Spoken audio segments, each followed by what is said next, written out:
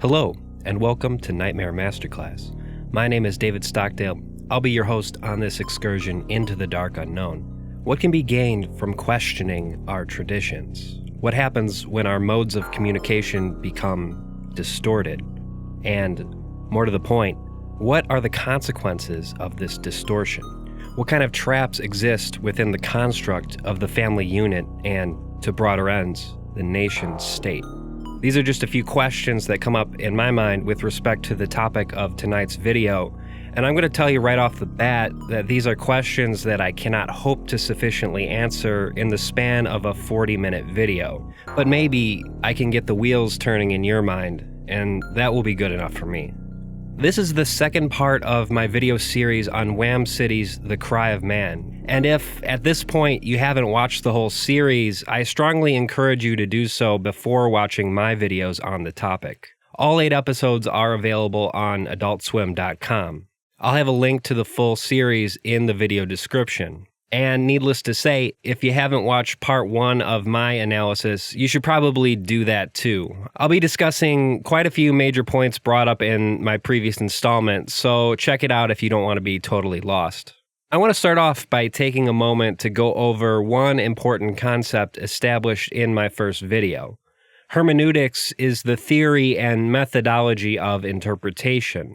This concept is important in relation to The Cry of Mann because much of the tension in the story is surrounding both matters of communication and artistic interpretation. In my first video, I made the point that one's background invariably changes the way one engages with any given piece of art. For instance, Martinez thinks of the process of artistic interpretation as something essentially akin to reading a document. I think this is because in the course of her job, Martinez reads documents on a regular basis. A certain tendency, what I previously called a sort of default mode of understanding, has emerged out of her routine habits. But this default mode of understanding applies not only to the way one understands an artistic work, but also the way one understands reality itself. And, tellingly, the Mann family seems to interpret the various aspects of their environment all in relation to one person, Tank Man. Let me cite a few aspects of the work that illustrate what I'm talking about here. For starters, it should be noted that the Mann family has absolutely no idea why their beloved patriarch Tank Man has gone missing. As stated in my previous video, certain tidbits of Tank's various messages would seem to indicate that Tank has left on his own accord, and perhaps even set off on an expedition of sorts. But if this is in fact the case, it hasn't been made apparent to the family. Decidedly, Tank Man has not explained himself in that respect, and nor does he ever. Not to his family, and certainly not to the audience, not even when he's subjected to a lengthy interrogation at the end of the 8th episode. Tank Man! Why did you leave? That is a story for another time. What is your question? I'm curious, Tank. I'm curious where you were. I'm afraid that too is a story for another time. Let's further note an apparent dissonance between the way Tank Man speaks as compared to the way other members of the family speak. Now, despite what I've previously said about communication being a major problem in the various relations of the Mann family members, there are numerous instances in which the characters are actually quite direct about their feelings, if perhaps a little, simple. Choo choo choo chugga chugga. Oh man, this new painting is looking really great. I'm even impressing myself, and that makes me feel like I'm very talented. I'm Tank Man's son. I feel confused. We didn't send a white letter to ask for help. Oh man, she's really sad. I feel really sad. Another one? It's from Tank Man. It came so soon after the last one. That makes me feel surprised. It's generally not difficult to guess what any particular character in the story is feeling at any given time. This is, of course, aside from Tank Man, who remains something of an enigma till the very end of the series. Now, if his tapes are any indication, Tank certainly does have quite a lot to say. This is tape number 87, I think. It doesn't matter. Hello, my darlings. I miss you. I know that my absence must continue to be a hard and confusing thing. It's not easy for me to be on this journey, partly because I'm far away from my family, and partly because, well, I'm an old man, and I'm getting older, you see. It's unfair to feel so present for your own long death.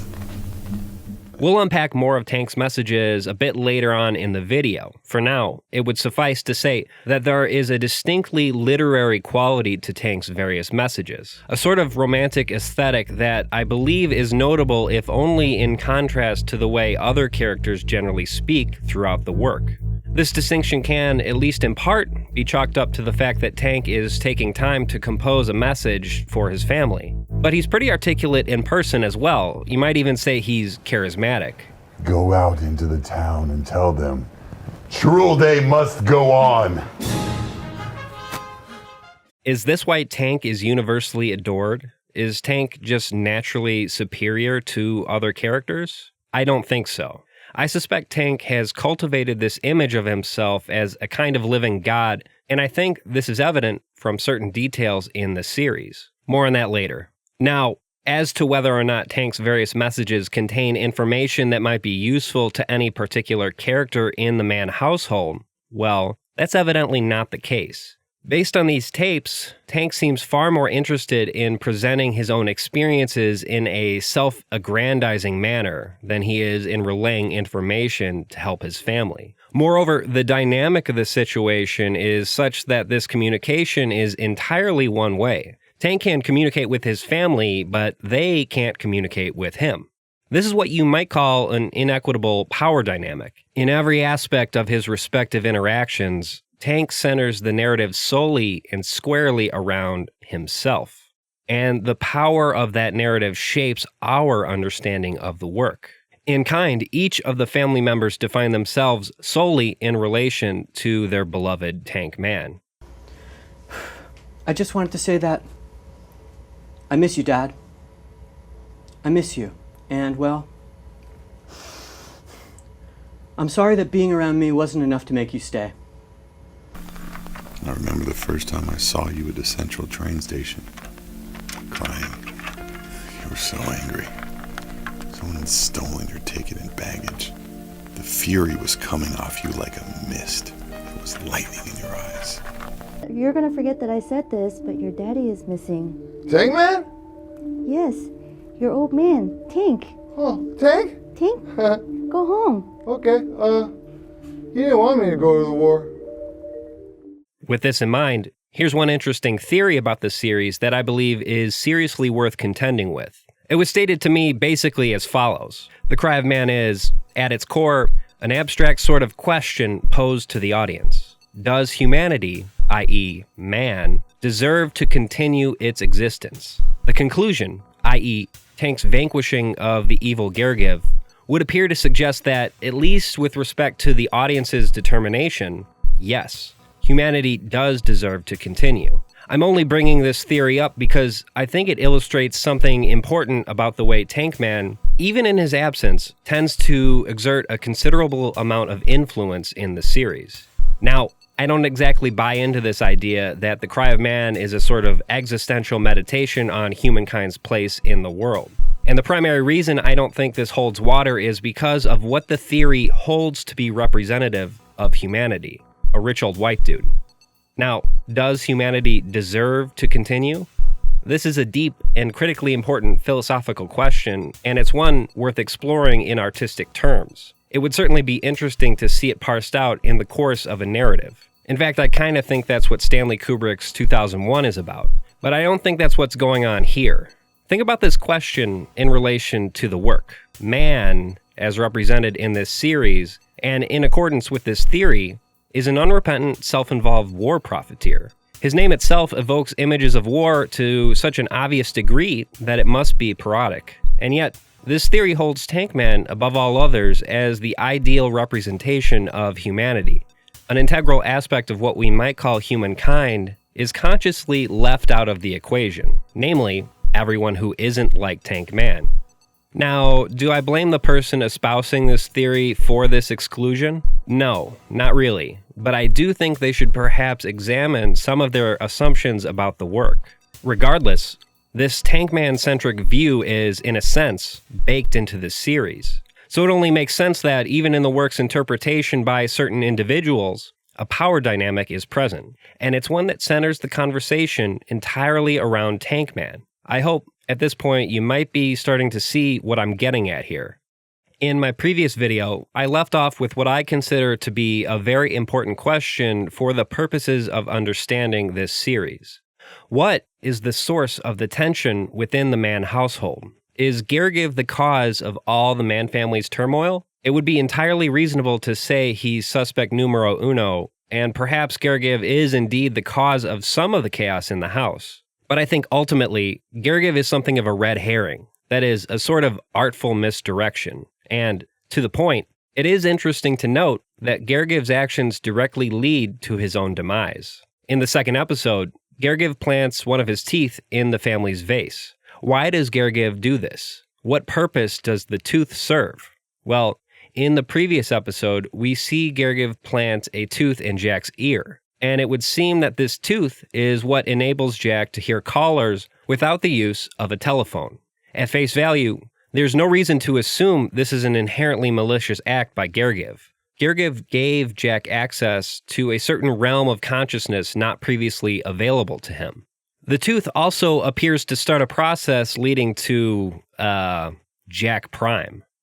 Are you talking about Tank Man again? Jack, is that you? What's happened to you? Jack Man is gone. Say hello to Jack Prime! Gergiev also gets Frank to poison Courtney with some kind of powder. Now, this powder certainly has some strange effects, but it just might have spurred a process leading to Battle Machine Courtney. And with the help of Jack Prime and Battle Machine Courtney, Tank is able to defeat Gergiev. In kind. I think it's reasonable to conclude that Gergiev planted a tooth in the living room in order to exert some kind of influence in the Mann household. Yet, this very tooth is precisely what enables Tank Man to defeat Gergiev in the last episode. It almost seems kind of staged to me. And I should point out that the Mann family is already practically coming apart at the seams prior to Gergiev's arrival. At the very least, we cannot attribute the Mann family's underlying dysfunction to Gergiev alone. In my view, it becomes increasingly evident that certain untenable power dynamics in this house are, in large part, the reason for the tumultuous relationships within the Mann family. The omnipotent status held by Tank Man, the absent patriarch, is primarily what I'm talking about here. Despite Tank's status as an iconoclast, and further despite the adoration of his family and, well, society at large, I don't actually believe the work itself holds Tank in particularly high regard. One might even say that he's competing with this Gergiev for the role of the central antagonist in the series. In my very first video, I covered This House Has People in It. And towards the beginning of this year, I also covered The Mirror, another Wham City production. There's a reason why I tend to be attracted to Wham City projects. In my previous video on Wham City's The Mirror, I brought up the idea that there seems to be a reoccurring theme throughout their respective works. That is, they tend to depict in abstract terms the manner in which toxic ideologies spread and evolve. For the sake of clarity, let me just say that when I say toxic in this context, I don't just mean ideologies not conducive to human flourishing. I'm talking specifically about ideologies and beliefs that actively create human misery for vast swaths of people. In This House Has People in It, this is exemplified by the family's belief in a fictional condition known as Lynx disease. By virtue of the family's ardent belief, Lynx disease becomes real, or at the very least, real to these characters. Their fear in turn manifests into an actual monster, the so-called family friend, who looms ominously in the background throughout the work. This way in which beliefs or ideologies manifest into real physical phenomena is further exemplified in The Mirror, a series that revolves around a doomsday cult. In this series, the group believes in an elaborate and Lovecraftian sort of mythos, one which entails a certain apocalyptic scenario, a prophecy known as the Return. This collective belief manifests into real and perhaps even dire consequences for the group. It would suffice to say that certain belief systems, ideologies, or whatever it is you want to call them, and the way these things manifest and spread human suffering, all of these elements tend to play a central role in the bizarre projects created by Wham City. I would argue that something similar is happening in The Cry of Man, but instead of, say, a toxic belief or ideology manifesting into an entity, in this case, a certain entity has manifested out of the character's collective yearning to be understood. I believe that Ghost Lady is the product of this communicative tension in the household. She is manifested as a result of the character's collective sense of alienation. Alienation from their work, from their home, and from their own family. And it's important to note that the conditions which lead to this sort of alienation are, in a sense, pre-existing by the time the story begins. As such, Ghost Lady is already with the family at the start of the very first episode. Even within the mechanics of this fictional universe, there's a power dynamic between Tank and each of the other characters. Not only is he ubiquitously worshipped, he even seems to possess some kind of otherworldly ability that others in this world simply don't. Other characters perceive the telephone as an unfamiliar concept, and in the same vein, they're unable to perceive Ghost Lady. Conversely, Tankman has the ability to perceive Ghost Lady, and he's even able to communicate with her. What about you? You good? Yeah, I'm doing pretty good, Tank Man. Thanks, man. The central point that seems to be coalescing as a result of these elements is, in my view, actually pretty simple. Power distorts communication. With this in mind, I will now posit a certain fan theorem about The Cry of Man that I believe holds water. Are you ready for it? Okay. The Cry of Man works to illustrate the wrong-headedness of certain right-wing political ideologies by showing, in ironic, exaggerated terms, the profoundly absurd implications of such ideologies. Now, there is a certain comic effect achieved through this depiction, though at times it can also be deeply unsettling. And just to be clear, the specific ideologies I'm talking about here are conservatism, libertarianism, and, to the extreme end of the spectrum, fascism.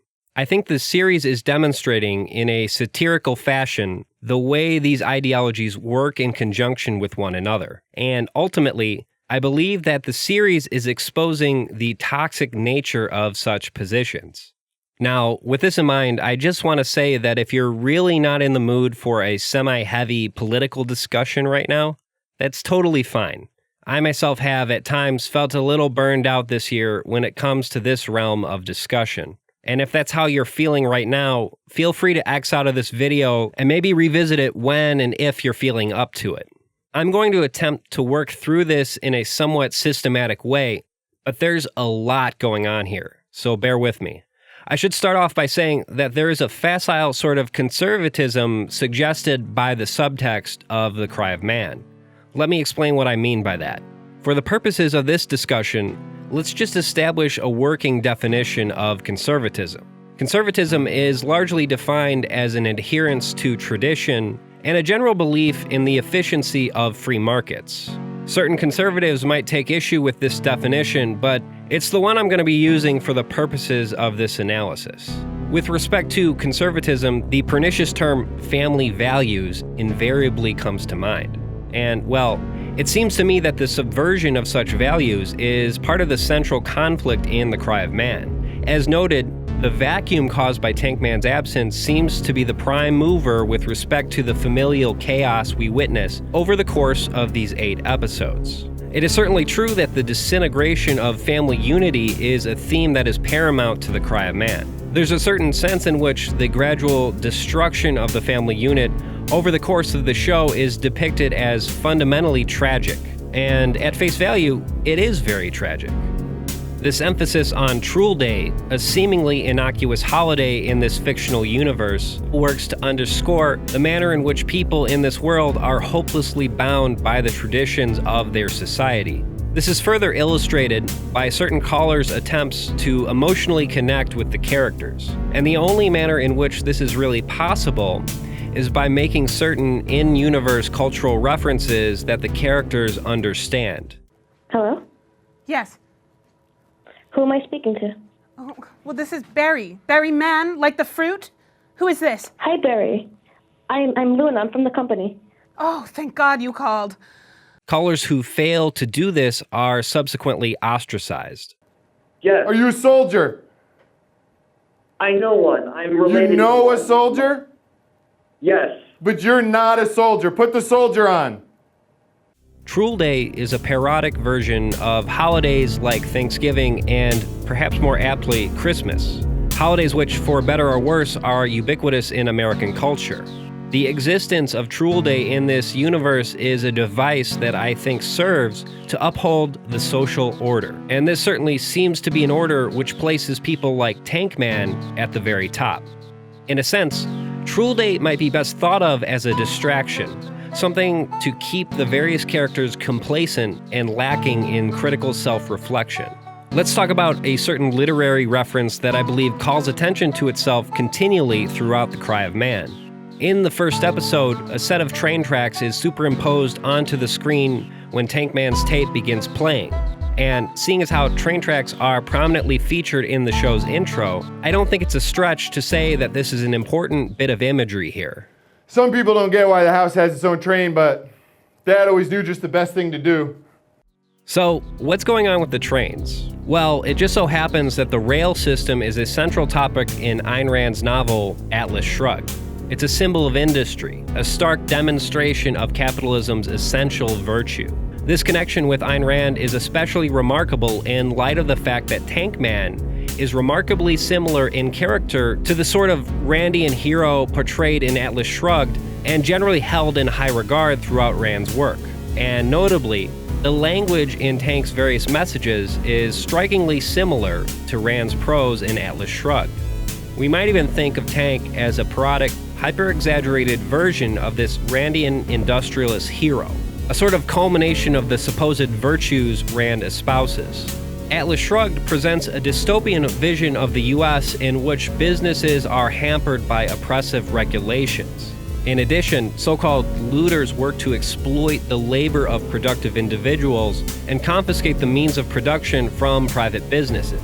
Over the course of the novel, a mysterious figure named John Galt convinces other businessmen to abandon their companies and go on strike in opposition to these so-called looters, the parasites of society who seek to take advantage of their productivity. This strike of the productive individuals leads directly to the collapse of the government. At the very end of the novel, Galt and his fellow businessmen begin planning a new, purely capitalist society. Rand herself has garnered something of a cult following, with many modern-day conservatives and libertarians citing her as an influence. Rand's particular philosophy, objectivism, holds that the moral purpose of life is to pursue one's own rational self-interest. And the only economic system that is consistent with this view, according to Rand, is laissez-faire capitalism. Now, capitalism, by its very nature, is prone to boom and bust cycles. And this is something I want you to keep in mind because it's going to come up again. There is a certain literary term that comes to my mind in reference to Rand's work, and in particular Atlas Shrugged. Bathos can be defined as an effect of anticlimax created by an unintentional lapse in mood, from the sublime to the trivial or ridiculous. We can think of Atlas Shrugged as an elaborate sort of fantasy reenactment, essentially. And it's a fantasy that, at a certain point, gets pretty fucking ridiculous. This is perhaps best encapsulated in a notorious scene from the 7th chapter of the second part in Atlas Shrugged, titled A Moratorium on Brains. In this chapter, a train full of people has broken down in the mountains of Colorado. Now, by this point in the book, so many businessmen have heeded John Galt's call to abscond from society that there isn't one single working diesel engine left available to put the train back in operation. So, an old-fashioned coal burner engine is attached, and, well, the long and short of it is that the passengers and crew all die of asphyxiation. In a stunningly malicious fashion, Rand lists off the various occupations of the passengers and briefly summarizes the reason they deserve to die. Among the dead is, quote, an elderly schoolteacher who had spent her life turning class after class of helpless children into miserable cowards. A businessman who had acquired his business with the help of a government loan, and this one really gets me, a mother whose husband held a government job. That apparently merits a death sentence in Rand's view. Now, I believe the cry of man mimics this pathetic effect to make a point about the absurdity of certain right-wing ideologies, including the particular brand of libertarianism that was, at least in part, inspired by Rand's objectivist philosophy. It might not even be a stretch to say that the cry of man takes place in a tangent universe in which the capitalist society established in Atlas Shrugged has been carried out to its absurd and horrific conclusion. One major point I want to drive home here is that this fetishization of the so-called productive individual is a theme that is established to a parodic degree in The Cry of Man. This is perhaps best exemplified by the hyper-dramatic chaos which ensues as a result of Tank Man's absence. Dearest dream, my love in my dream. How tired you must be, how lost. In Atlas Shrugged, the fabric of civilization totally unravels when the businessmen and industrialist types leave. Likewise, in The Cry of Man, the vacuum that comes about as a result of Tank's departure essentially causes the Mann family to go completely bonkers.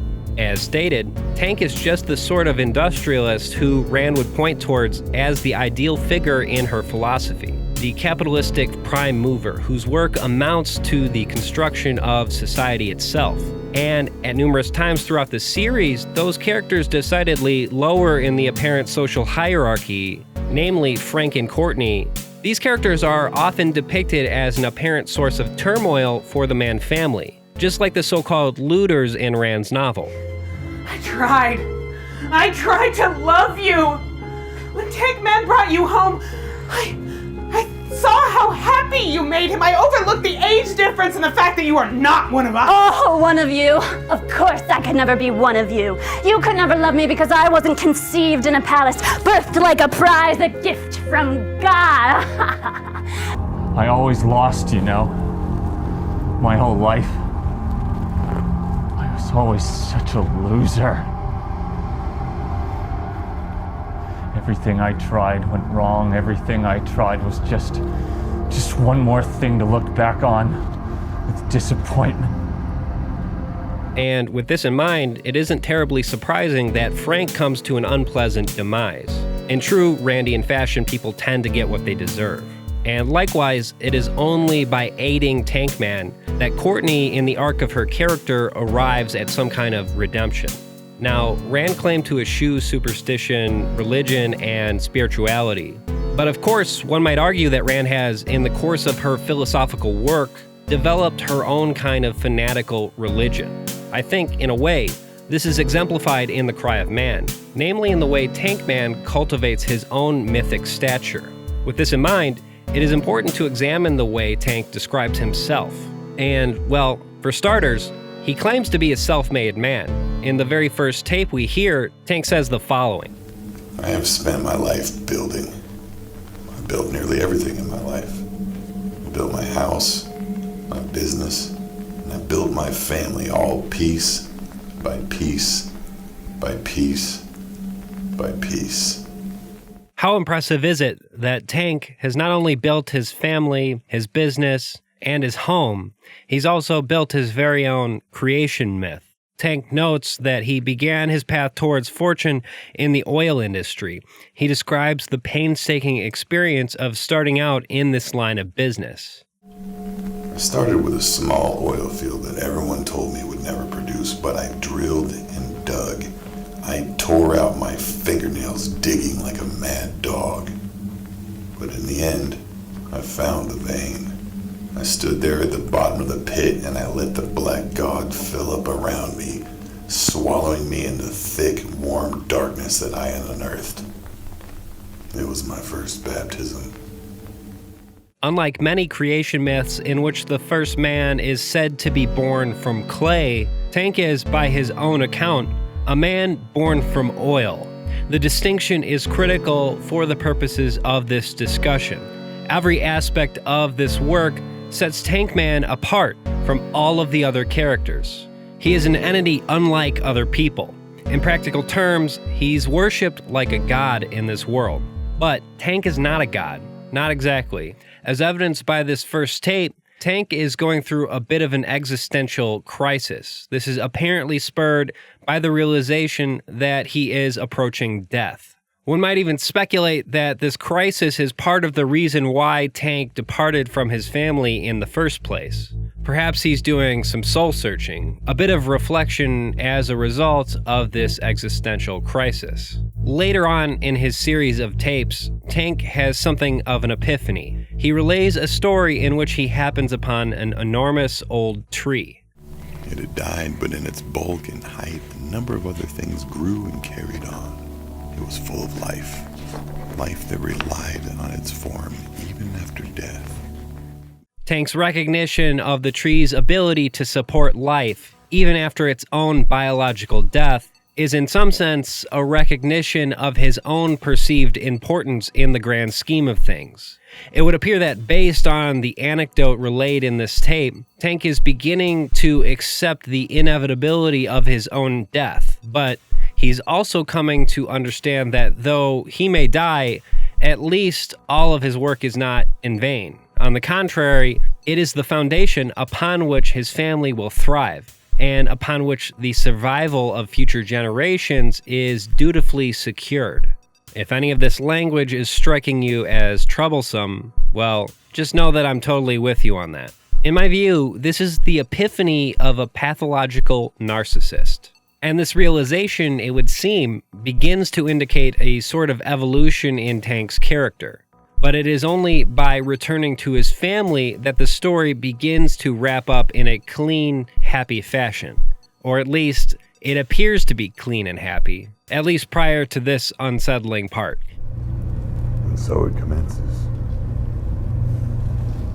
The smell of lemon muffins wafting down the cobblestones and the alleys, past the post office, the train station, the bomb factory, and the war memorial. Tank's own accounting of his experiences is part of a concerted effort to build a pernicious sort of myth, a myth upon which, I would argue, all of the true horror of the series is really built. Hence this stark and deeply unsettling conclusion.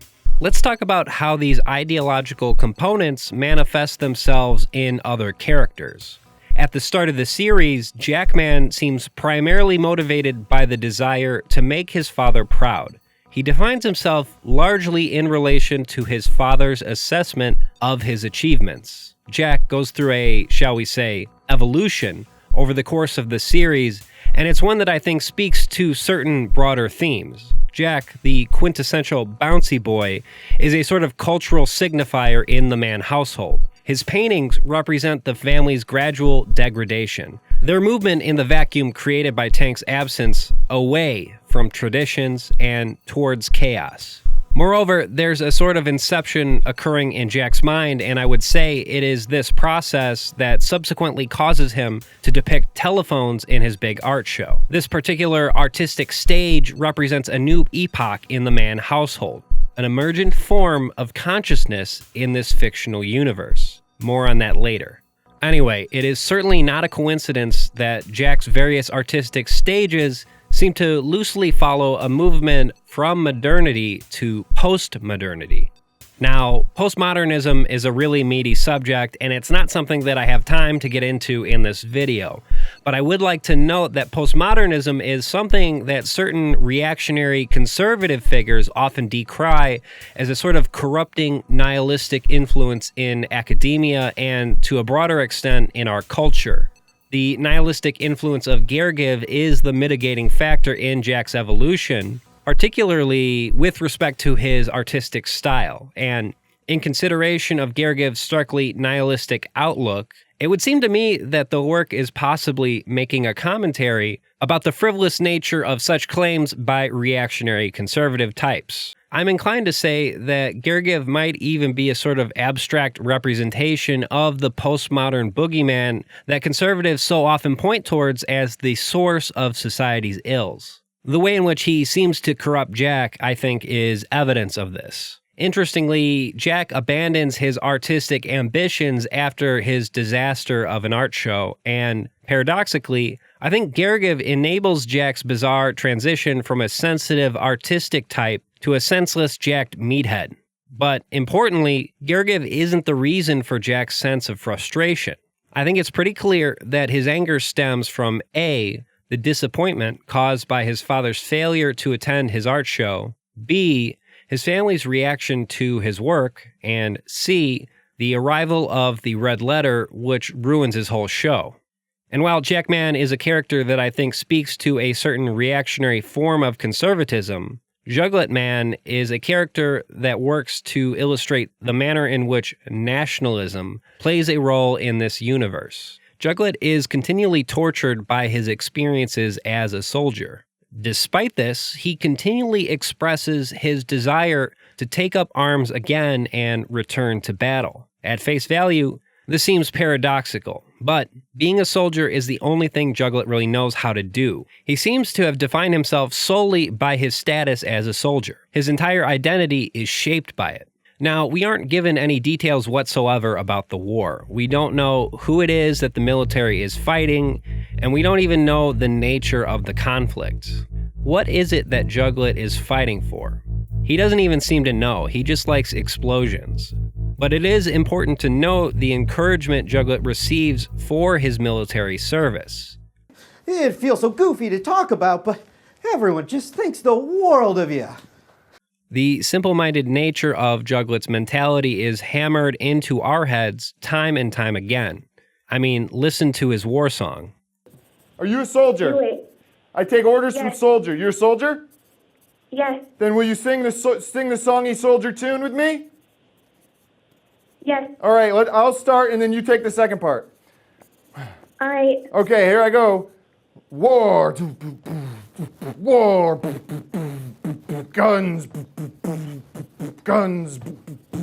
Okay, now you go. Blood. Blood. I'm not sure anymore. It's been a while since the war. I would like to posit that Juggler Man represents a certain uncritical and harmful militaristic streak in our own culture. Politicians often pay lip service to the soldiers who serve in our unending wartime adventures, and so too is the media often complicit in glorifying aspects of war. We see these beautiful pictures at night from the decks of these two U.S. Navy vessels in the Eastern Mediterranean. I am tempted to quote the great Leonard Cohen, "I'm guided by the beauty of our weapons." And they are beautiful pictures of fearsome armaments making what is for them a brief flight over to this airfield. What did they hit? What are you convinced? This militaristic inclination, or perhaps I should say pathology, is also readily apparent in pop culture, whether we're talking about TV, movies, music, etc. These aspects of American culture work in service of a common goal. That is, to generally promote the notion that serving in the military is an honorable and vital thing to do. But all too often, these same sources fail to critically reflect on the distinct harm that comes not only to those who serve, but also to their families and to the civilians who are killed or injured in such conflicts. Unfortunately, our culture is one that all too often espouses military service while simultaneously eschewing critical reflection about the justifications of war. This war is hard, and it is long, but it must be fought, and it must be won. It's very interesting that Tank does not want his son involved in the war. It's almost as though he perhaps doesn't believe in the cause. This is, of course, despite the fact that he personally benefits from the manufacturing of so-called battle machines used in the war. It's also interesting to note that the seed of Jugglet's demise is evident from the very beginning of the series. One might even infer that Jugglet is named after this fictional plant, the Jugglet vine. Notably, in the first few lines of the series, Courtney equates the Jugglet vine to an invasive species, a type of weed that is to be cut down. I am tired of you treating me like I'm some kind of invasive species. I am not just some Jugglet vine that you can cut down. And if your father... This line appears to foreshadow a later turn in the story. Jugglet himself is cut down by Frank. In my view, it is certainly no coincidence that this occurred. And more to the point, it is increasingly clear to me that Tank Man uses the death of his son to give him a sort of rhetorical advantage in his speech. This sardonically right-wing undertone is further illustrated in the depiction of an ineffectual and obtuse government official, none other than Agent Martinez from the Missing Persons Office. It was President Ronald Reagan who famously said, "The 9 most terrifying words in the English language are, 'I'm from the government and I'm here to help.'" Martinez represents inflexible bureaucratic institutions that work to hamper productive individuals such as Tank Man.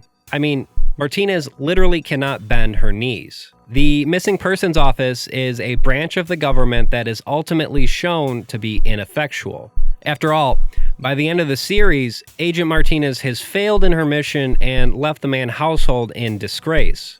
This is, of course, a very loaded and, I think, intentionally on-the-nose depiction of big government. And moreover, it's a depiction that is poking fun at the conservative perspective in the US. At this point, you might be saying, but Dave, Tank Man is an advocate of public service. Well, that's true. But let's take a look at the circumstances under which Tank praises such institutions. In the midst of all these challenges, we can rely on at least 2 things. Decent public services, and 2, the comfort in knowing that the sun always rises on Shrugged Day. As evidenced by this little speech, Tank Man champions public service, but take a look at the character by his side when this statement is made. It's not the ineffectual and bureaucratic public servant Martinez, it's the mailman, a dim-witted sycophant. This post office is a branch of government that consistently worships Tank Man. And we can think of the post office in direct opposition to the Missing Persons Office. Martinez herself is careful to point out the critical distinction between the post office and the Missing Persons Office. Please, don't confuse a PO and MPO for the Postal Office, commonly abbreviated as PO. It's not the same thing. In fact, they're leagues apart. 2 completely different things. Yes. So, Tank Man praises public service when it is with respect to an institution that works to the benefit of his own personal interests, such as, for instance, in the case of the mailman, a one-dimensional sort of adulator. Now, I would be remiss without at least pointing out that this dynamic, this marriage of corporate interests and governmental authority, this is a hallmark feature of fascism. Wow, it's so great when you can rely on a decent public service. It might even be reasonable to say that the Cry of Man is an abstract depiction of a nation moving towards fascism after a dire economic crisis. Under this line of thought, the red letter signifies the breakdown of the economic system. And with this in mind, it is very interesting that the arrival of the red letter coincides with Jack's art show, which devolves into complete and total chaos. And of course, what better way to reinstill order than to allow Tank Man complete and total control? As I have previously hinted at, this element of the work by which audience members can interact with the characters can, in the context of the narrative, be thought of as an emergent form of rational consciousness within the characters themselves. In other words, our voices might ideally be thought of, potentially, as voices of reason within the Mann household. It is a critical process by which these characters might come to realize, at some point, that Tank Man isn't as great as they might think. However, by the end of the series, I would say that Tank has co-opted this new, radical form of consciousness. He has, in a certain sense, appropriated it for his own purposes. This is one of the things where the more you think about it, the more fucked up it gets. Ghost Lady and her phones are something that came about as a result of the tension Tank created by virtue of his own authoritarian control over the family. And in a sick twist of fate, Tank ends up using the product of that very tension for his own purposes. The resolution of the story, i.e. the destruction of Gergiv and, moreover, the commencement of Trulde, serves as a sort of ironic reaffirmation of the conservative myth. That is, essentially, the stark assertion that certain traditions are what fundamentally holds society together. I'd like to make the case that Tank Man's speech after Gergiv's defeat represents a horrific embrace of fascism. And if it were just left at that, it would be a haunting sort of fairy tale with troubling political implications. But when Tank Man fields calls from the audience, his various responses, in my view, work to subvert the conclusion of the story entirely. The only words that Tank has to offer in response to these callers are platitudes and preloaded responses. For all his supposed contemplative grace, Tank Man is ultimately lacking in any kind of redemptive features. He is a vacuous shell of a person, and in a certain sense, Tank has always been an absent patriarch. This is perhaps why, despite Tank's continual insistence that the sun always rises on Trulde, we, the viewers, are subjected to a full 10 minutes of total darkness at the very end of the last episode. Tank Man is a liar. His promises are empty. But it's not all doom and gloom. There is a redemptive aspect to the series, and it's one that is consistently emphasized. Continually throughout the series, viewers have called into question the conventions of this bizarre fictional universe.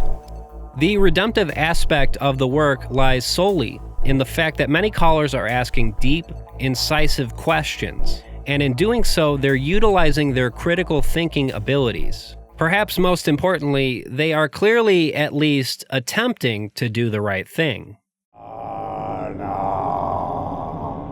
You need to get out now. What are you doing here? What are you doing here? No! You need to leave! What do you want to say to me? Say it. Courtney, I want you to know you won't get away with it. I won't get away with what? Maybe I won't get away with taking a really long train ride. With what you're doing to the Mann family. What I'm doing to the Mann family. Thank you. The calls you've been getting, they're not from your world. They're from another world, and we're trying to help you, but I think we made things worse, and I'm sorry. Hello? Hello. What is your name? I'm Bear. Hello, Bear. What have we done? Should we have killed you? Should we have kept Georgie alive? I'm frightened. I don't know what happens next. How do you feel about war? I'm terrified of war. I understand. War is hell. Traditions are just conventions from the past carried into present day. As such, they aren't inherently good or bad. And the word tradition means different things to different people. It's contextual. But let's think about how sometimes this word tradition can be used to serve certain ends. Ends which are perhaps not in the interest of most people. Think about this issue of hermeneutics that we discussed earlier, and the idea that power distorts communication.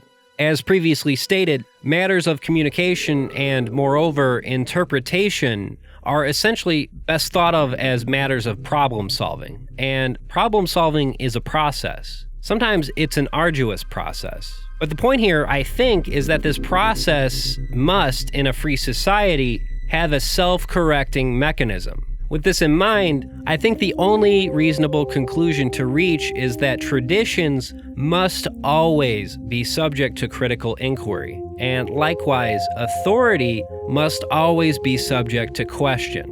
And it is only through an inclusive, participatory system that such criticism is really possible. Moreover, calling into question the traditions of our society is not a nihilistic act. On the contrary, it is an act of conviction, founded in the general belief that we can work towards something better. That wraps it up for this installment of Nightmare Masterclass. Thank you for watching, and good night.